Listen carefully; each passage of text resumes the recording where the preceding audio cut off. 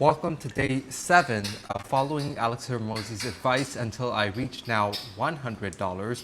Today the focus will be to actually put in more hours than I have any of the other days in this very first week, as I'm still trying to get into the rhythm from having been on the go to now being back home for now like about 36 hours, still in the midst of recovering from a fever, a lot of obstacles, but still the intention is there to dive into someone that I truly look up to and respect and love his parallel journey of going from nothing to something, overcoming a lot of family troubles, and having built himself up to someone that he now respects, as well as so much of his followers as well. So it's with that we begin the day with a little bit of a face cold plunge, which I'll be doing a full cold plunge at the gym later, trying to get some things done in the hour that I may have between breakfast and heading to the gym. Some groundwork, but of course I'll want to dive into deep work with longer periods of sit-down session. Let's see how the day goes.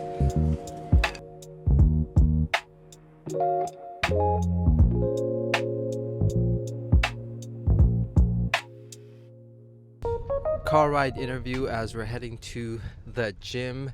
Honey, how do you feel about your first day back after 2 weeks of wild eating and amateur level workout in hotel gyms, which is never a serious workout? I would say we did great. Like, we did great. I mean, like, on our level of great, I would say. Like, my trainer would not be impressed by any of the workouts except the pull-up thing I did, which is pretty cool, and the bench that I pushed. why you want to impress your trainer? Why not yourself? Because we can let ourselves down, or we can justify things to ourselves in ways that an outside person who's much more advanced in that field could give us proper, like, Mentorship? yeah, mentorship and perspective about like you can do more, or that's not good enough. But I would say now we should more focus on our diet. And cardio. Yeah, because there is a saying like your abs Abs are made in the kitchen. So yeah. And what are you hitting today? Hopefully upper body, because taking it slow, Yeah. Today I'll go for swimming as well. Do you know that? Today? I didn't know that. Now you know. Okay. Well, then I'll go to the cold plunge sauna and jacuzzi. No, not now, honey. Swimming means that cardio time. I said 2 workout a day. Like Okay. like a strength training and a cardio. Then I'll go with you. Yeah, that's Yeah. great. Yeah, awesome. So let's make today a great comeback workout. I don't know what I'm hitting. My trainer will tell me. In for a surprise, but I'm looking to make my body feel like it's back on track. Catch you at the gym.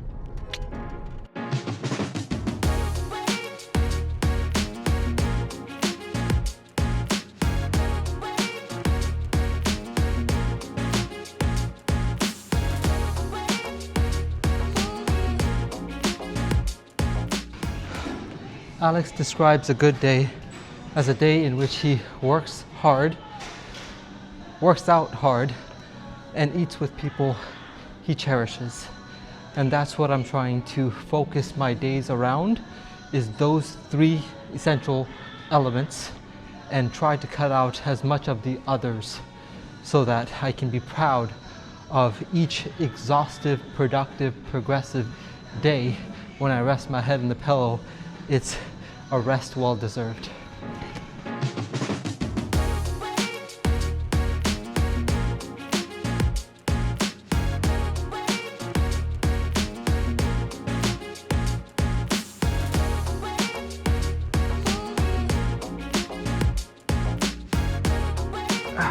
Intense workout has such a bleed over effect into everything else in life, from business to other difficult things. Like if you can go through a hard workout, then you can go through a lot of other hard stuff, because you just remember like, oh, it's like doing a hard set. That's true. And then you're like, just keep going through it. Because like if you're like in rep number 7 out of 12, Yeah. and you know that feeling like you have 5 more and you got to keep fighting through it, and then it's like you face financial problem, family problem, a health problem, or any sort of crisis, and you're like, oh, it's like being in the middle of your set. You just keep doing the next thing and the next thing and the next thing, and you get through it.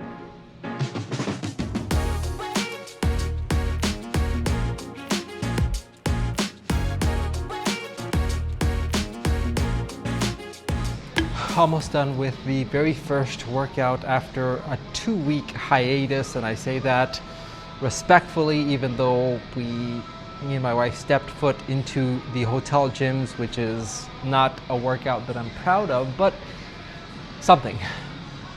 Which we could have done a workout that we were proud of if we were in that mode, in that warrior mentality, that regardless of being in a proper gym, having equipment, or being stuck in a hotel actual room, not even a hotel gym, that we're gonna use our body weight to make things happen. No excuses zone.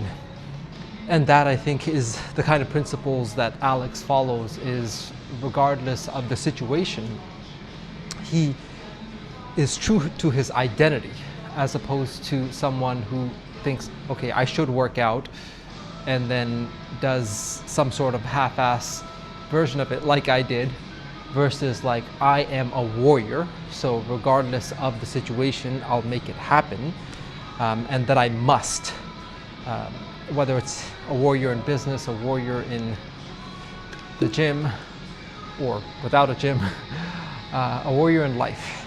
That is the identity to adopt, to conquer all. Just like that wonderful proverb that I love that says, it is better to be a warrior in a garden than a gardener in a war.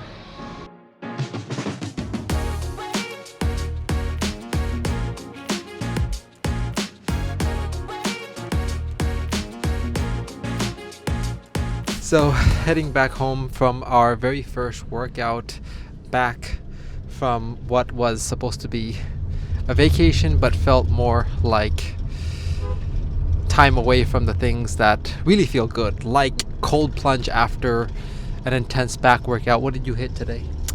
I did tricep and chest. Which exercise did you hit the hardest? Tricep. Which a pull down? Mm-hmm. Okay. I started. Yeah, guess who has the toniest arm ever? Yeah. Did you notice any difference in 2 weeks of not really working out? Yeah. I was dying. I was dying after my 10 minutes of running. Like, I was breathing like. I was also gassed. Normally, back days are my favorite, and also like I felt like I was doing cardio. I realized like how weak my body is, cause like 10 minutes of running, not even that hurt, but oh god, I thought I would die. I was dying for a few minutes, and then I was like, okay, get back to work. I managed to do 10 pull-ups as first set of like the first workout, and then 10 pull-ups. Yeah, but it was pretty good quality. Slow reps. I mean, slow like negatives and Flexing. No. I mean, I was impressed. Like I had pretty good control. How I can have abs in this body? Bro, What other body do you have? I want abs with it's this curve. hard. How can we do that? It's hard for women to have abs. Okay, so Not impossible, just hard. it's hard for you too. That's true. When the last time you had abs? Negative 35 years ago. Well, does that? I actually never. Forever. I go 14 billion years. It's been, and I haven't had abs. Oh god. Time to change that this year, yeah. inshallah. I do have something financial to discuss with you. Oh. The topic of money is always a sensitive one, so I was easing into it. You know how much joy I get from helping people that have been helpful to us. Bro, I don't care. I need my house and car, and then I will listen to your helping people thing. Because people help people when they have the ability. You don't have, I have the ability. of buying a house for me. If something happens to you, where me and my cats will live. Did you ever think about that thing? In my heart? Oh. Under the grave? Yeah. Okay. In the 3-floor mansion of my heart. Man and their big talks, girl. Never. I'm not their girl. Sorry. Sorry. It's not even that much money. I don't care. I care. I don't care. I need a house and a car and probably 10 more kittens. Yeah. If you are not giving me a baby, Huh? if you give me a baby, then I'll compromise those things. And if you're not giving me a baby and no house and no car, then bro, I'm the one who needs most help. You're the most unfortunate. Yeah. We should put up like a donate to you page. Yeah, please. And I'm the only donor. Please donate me a Mercedes, please. Or as Paris Hilton would say, Pink Bentley. please. Please. Okay. And this conversation is over. We are not having this conversation again. The day I will have abs. Yeah. What will happen that day? You'll have biryani? No, I'll beat my husband. Yeah. Who do you think will get abs first? Me. Care to wager something on that? It's a competition between Okay, you so and your what's- husband. What's the prize or punishment and punishment? Like not having abs is a punishment. Embarrassment. Yes. That is a good point. And who will have abs first? It's a show off every day. Yeah, every day. Gets to wear bikini Oh, man. on every vacation. Under the hijab. That'll be me. Yeah. Because I'll get abs first. Okay, let's see. Okay. Let's see. I'm gonna start after Eid. I'm gonna start now. Yeah, you need to, but I'm gonna start after Eid, and I'll still make it. I'm He- giving he you a head. always make an excuse, No, guys. I'm giving you a head start, bro. Excuse. I'm giving you a head start. Once I You once- are, once you I are now lock- talking like a rabbit. The rabbit? Yeah, from- I know the rest. Yeah, you are not talking like a rabbit, and I'm the tortoise. Keep doing. Okay. Well, once I lock in, bro, it'll be easier for my metabolic rate to burn the fat, and I haven't even started doing cardio regularly. So I'll have in 45 days. 45 days. Yes. Whatever you think your body can handle.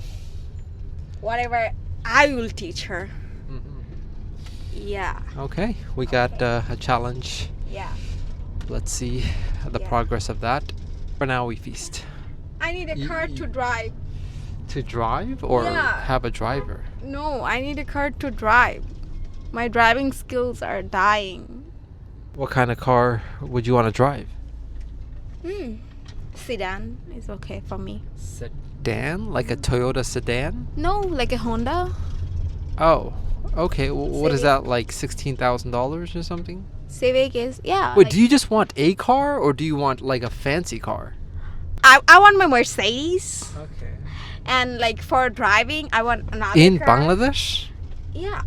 You want to drive in the crazy streets of Bangladesh? Yeah, if you can drive in Bangladesh, that's mean you can drive anywhere, girl. And if you can't drive in Bangladesh, that means you're dead everywhere. Yay. Win-win either way, right? Yeah.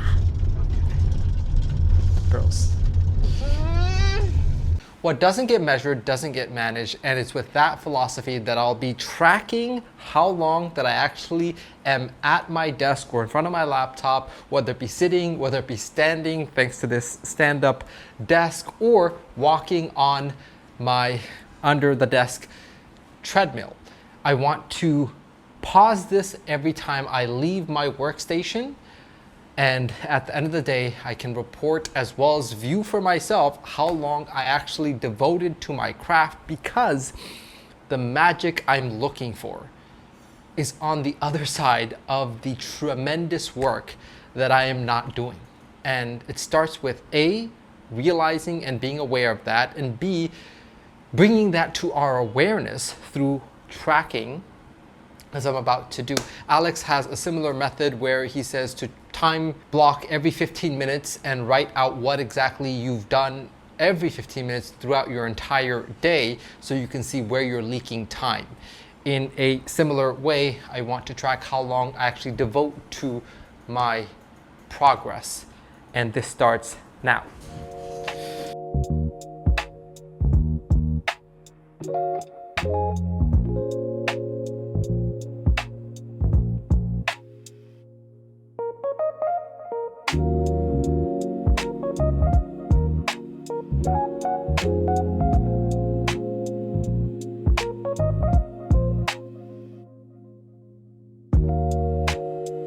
It is currently 6:17 p.m. and I just had lunch, brushed my teeth, and doing some post-dinner cardio as I'm watching one of Alex's video, this one, how to catch up in life using logic, as I'm also taking notes. But prior to that, I got one very important meeting done with a company that I'm going to be doing some marketing for, as well as, what else did I do? Right, started to track my time, which is not going too well because I see that I've only done 2 hours and 3 minutes of actual at the desk something, which is, first I want to put in the quantity of hours, which Alex has this even challenge of doing 12 hours of work for 30 days, he calls it 12 by 30, to see that you're capable of extraordinary effort. But I have not even put in anything close to even an 8-hour workday. So how can I expect magic in my business results? And that is what this tracking is revealing to me, is how much busyness I can feel, how much I can feel like I've had a lot of things in my day, but when I actually look and measure what went into moving the elements that actually fund all of the things in my life, it is not getting enough attention. 2 hours so far out of a day that is mostly done, if I choose to go to bed early, is quite alarming. So I'm going to try to make good use of the remaining time. And I love this little gem from Alex where he talks about when he faces a dip in his productivity, in his work sessions, he feels like he may need to take a break. And if he will just persist a little longer and fight through that fatigue of 5-15 minutes, he'll catch the next wind of energy and be able to go for another long marathon of hours. Hear it from himself directly as we try to go on our own little marathon. You know, when you work and you're like, man, I feel like I like need a break. The better and better that I've gotten at working is that I can like kind of like whip my head back in and be like, confront, keep going. And I'm like, oh, all right, I'm gonna keep going. And then you kind of realize that there's like a 5-minute, sometimes 15-minute period where like your output slows a little bit, but then you catch the next draft and then you're in again. And then 3 hours, 4 hours, 6 hours more pass. And I'm like, oh, I actually finished everything that I said I was going to do. That muscle of doing that takes practice. And the only opportunity that you get to flex that muscle, to practice it, is to work yourself to the point of fatigue and then being able to be like, no, I can power through this. And the thing is you can power through it. It just takes practice, and practice takes repetition. Welcome to this final analysis of day 7, where my wife was asking how my work has gone, and I want to show in quantity, not just subjective words. So this is a actual measurement of the input. Now, this doesn't speak of quality, but this is more hours today than any other day of this challenge that I've actually sat down with the intention and the space and the calmness to focus on work. Not that I immediately was able to focus, but over the course of like, okay, what do I work on? Okay, not this, and like, is this really worth it? And okay, how do I, start to get some structure? in the mess of the 4 hours and 16 minutes, I got some things moving. One of the biggest things that I believe will be extremely progressive is I have messaged in, I think, 4 group chats that our current HR has established. So 4 different groups that are potential new hires to help expand this mission of content creation. One group is for new video editors. Another one is for social media managers. Another one is for recruiting managers. And another one is for graphic designers. And another one is for AI specialists. And I said, for those that want to start a paid trial period, send me your CV. Also, if you want to get to know a little bit about me, here's my Instagram. So I'm starting to increase my surrounding help so I can focus on more of what it is that I want to focus on and I need to focus on, which is client outreaches as well as working on the business and not in the business. There's a wonderful concept where Alex breaks down how to structure a working day. By the way, I'm looking over here because I'm talking to my wife who has already gotten ready for bed at 8:49 p.m. And so I just wanted to share these lessons with her even though she is not camera ready. Or maybe too camera ready for a whole nother type of scenery. So with that being said, he has a structure for a day, which I will eventually evolve to. So in this episode, I also got a chance to digest another video of Alex's, and I wanted to share the lessons and the bullets that I gained from this one with you and my wife, as well as teach them to my deeper subconscious. So it's with that in mind that I'm going to be diving into the lessons that I learned from his video, which is titled How to Catch Up in Life with Logic. And in here he covers 6 principles to win in life. The first one being to build capacity. What is capacity? The capacity is to have the preparation in place, whether it's as simple as you don't know what to do tomorrow, so you just go to bed early, giving yourself more capacity to focus and have the mental energy to do more tomorrow. Or it's you getting in shape when you're single, thus you have more options and capacity in other ranges.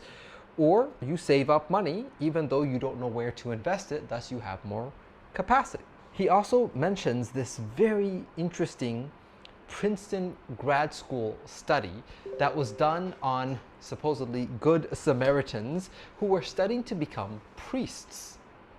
And they broke this student population into 3 groups.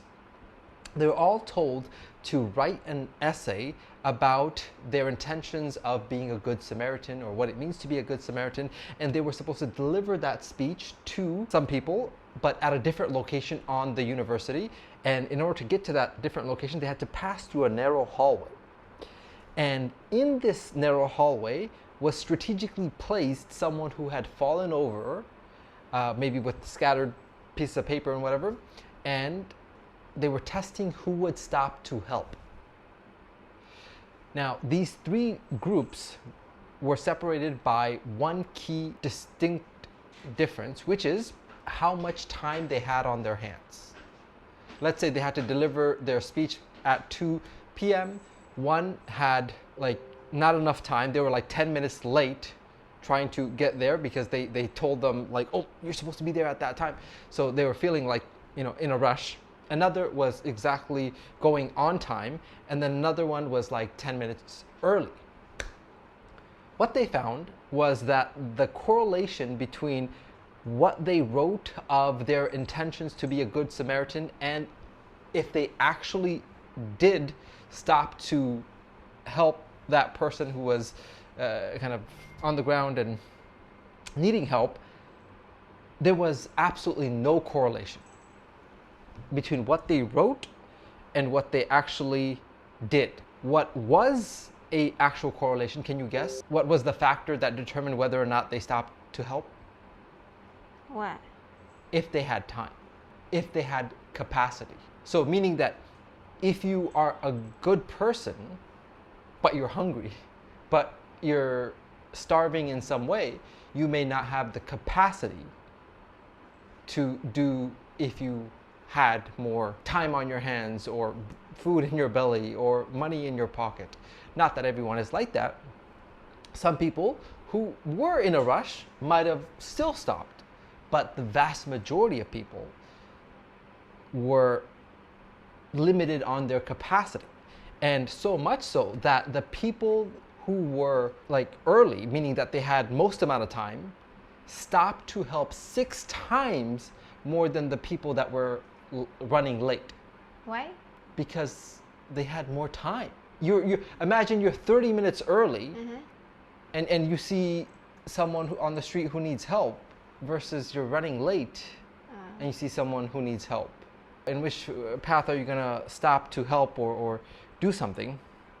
So that was very interesting to me because it showed that having the bandwidth to do something is very important than just to say, if the opportunity presents, I'll figure out a way, versus being prepared for the opportunity. So in the second of these principles, he talks about money being one of the biggest forms of capacity. That you build capacity by saving up as much money as you can, even though you don't know where to place it, because you may not have the knowledge or the opportunities in front of you, but you know it will give you more capacity when the opportunity should present itself. And he also talks about time as a form of capacity and thinking about time as a financial asset, which I never heard of it like that, as a financial asset. I've heard of time is money and money is time, but not that think of time as a financial asset. So he talks about stop doom scrolling. Those adds up, and even as I was doom scrolling today at the gym, I was realizing that this is a very quick form of dopamine. And that's why it is hard to get that dopamine from work focus work and the deep work, because we have these low-hanging fruits. It's like you could, if you're hungry, there's fast food right within your grasp, or you have to walk up and go to the fridge and make something for the healthy one. And so that's this. And so it talks about, you know, how much in terms of time, because it's so interesting, those short form content, although it's like maybe 30 seconds to a minute, can eat up 30, 45, an hour plus, even though they're short form content. Anyway, I think we all know that. He says, you have to live for today, but using the time and the money you save, you have to plan for tomorrow. Number 3, or the principle of that one, is to add skills and practice them. So with the money and time you save, where should you invest that? Into developing skills. He talks about after you save the money and time, acquire income producing skills. Increase your capacity to earn, which increases the value of your highest producing asset, which is what? Time? Yourself. Oh. Yes. You are the highest producing asset that you will ever have access to. So invest into that. Skills are inflation proof. The more that you can train yourself to adapt to whatever is the current market, the more that you will be valuable in whatever market. He says whether in the future people are paying in Bitcoin or seashells, you will have value in the marketplace. And then he talks about a really good example of skill stacking. Not just skills of random things like cooking and taxes and then juggling and gym, but rather progressive skill development can allow you to become some elite level world-class individual. For example, he used, do you know Jay-Z? Beyonce's husband. You know Beyonce. Okay, that's funny. Yeah, the guy attached to Beyonce. So what's very interesting about Jay-Z is that he first, let's say, developed the skills of rhythm, then lyrics, which is additive. Then he could, layer his lyrics on top of the rhythm, the beats. And then he also developed the skills of like sales of his CDs and his albums and marketing skills. And then developing a label where he could sign other potential artists that he saw could be the next superstar. Then he began to create tours for them, and then he began to create other opportunities that gave him higher and higher leverage, and then he also got Beyonce somehow. So by layering those skills, he was able to become a billionaire. They could have all been separate skills. Some can just sing, some can just dance. But what if you can sing and dance and write and also had some business sense? And also actress. Also actress, yeah. So when you layer all of those elements, you can become someone that is like from like a C-list kind of celebrity that's like one-dimensional to a multi-dimensional A-list world-class celebrity. So that was a very interesting example that kind of sinks that skill stacking in place. Another business example is like you might be good at math, and then you could also be good at accounting and management and have some business sense, which you could have done all those individually, but if you can do all of those, you could become a chief financial officer of a company, which is like an executive level position, and you can do that for a very high level company. Principle number 4 is to build an audience before you have a product. Because more than the product, you need attention. If you have attention, you can sell anything. So most of the celebrities, like when they go viral or trending, immediately they launch something. Launch a product or something. Yeah.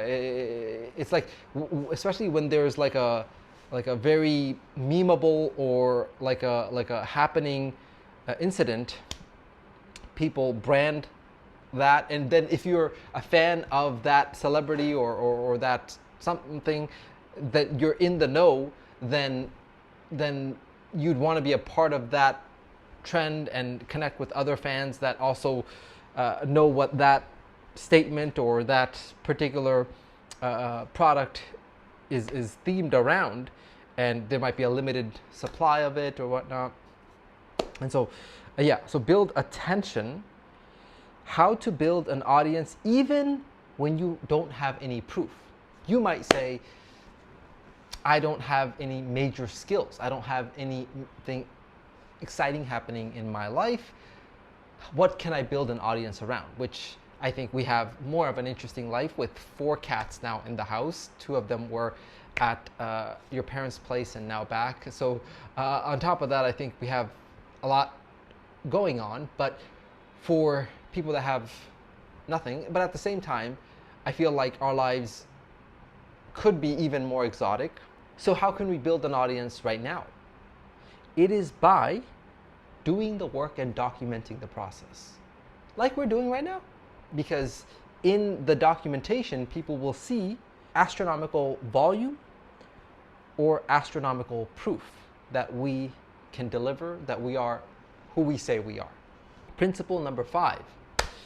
Build a wait list, which is interesting. I never thought of that. A person who is willing to pay with time now by signing up to a wait list of, I will launch a course, I will launch some other service or product. Sign up because it will be first come, first serve, or I'll email it to only the people that have signed up.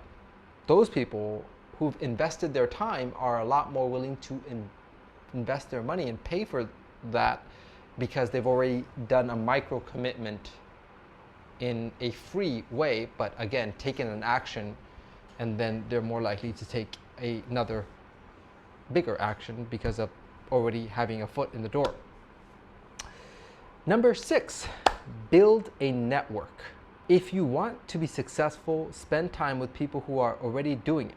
The fastest way to change your life is to change the people around your life who affect your life. Being willing to move where the opportunity is one of the biggest hack, like Dubai or something. But also nowadays we can spend more time online with the people that are shakers and movers of our industries. For example, for you, it could be other influencers that have been wanting to connect with you, to create content with you and that sort of thing, that you have not given time to do that. At the heart of this entire video, which you can watch yourself, the message is this: build capacity, get ready for what he calls the fat pitch to come. And in order to build capacity, you build by being prepared. So there's a lot that is sinking into my subconscious around this, about having capacity. I've never really heard of that word being used in all of these different contexts.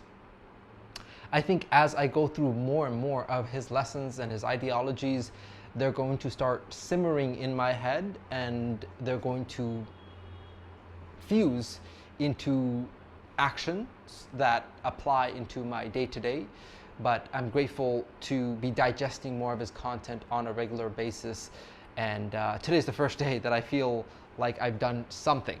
And I also want to thank my wife for being very considerate, because we almost went to the pool, back to the gym for like doing cardio session and cold plunge again, and the hot bath, and kind of just doing some evening activities. But I think that would have cost us 60 to 90 minutes.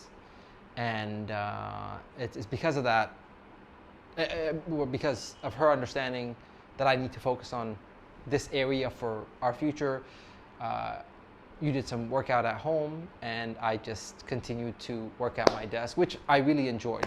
There was a level of slight momentum that I felt today of like, okay, like I'm starting to get into this.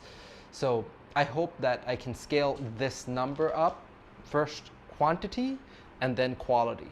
If I can start pulling in 10-hour days, I mean, the things that will be putting into place, whether the pipeline of content, the pipeline of opportunities. Today I was on a Zoom call with a company. There's so many other companies. There's like 12 companies I've listed by 12 different people that have brought me different projects that I can be an ambassador for.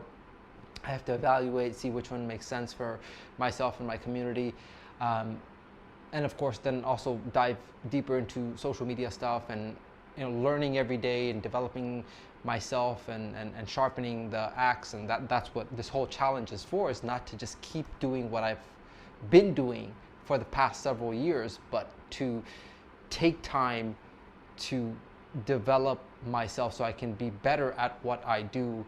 And that's where I believe Alex will be my guiding light, as he's been for countless others. So with that, this concludes the first week of this challenge. I'm grateful that I have been consistent, at least not so much as productive as I'd like to be. But this morning at the gym, I was thinking how much I'd love to compare day 1 to day 100. And I want to take like, let's say 10-second clips of day 1's vlogs at various point, and day 100's clips of the day. And I want day 100 to be like just very boring, very cold, of like a dimly lit room. I hope I just make it to day 100. Yeah, we will. Let alone, fantasizing about how it might be, because it's easy to drop the ball. It's a lot. It's a lot to both be working on your business and life, and then also be documenting that. And I gotta send all these files to the editors. I uploaded day 5. I have to check day 6 edits. But hopefully hiring more of the staff helps and creates more space for me to focus more on my craft. With that, we'll catch you tomorrow for another day of adventures on this mission of following Alex Hormozi's advice until who knows where it may take me. Good night. Peace. Peace.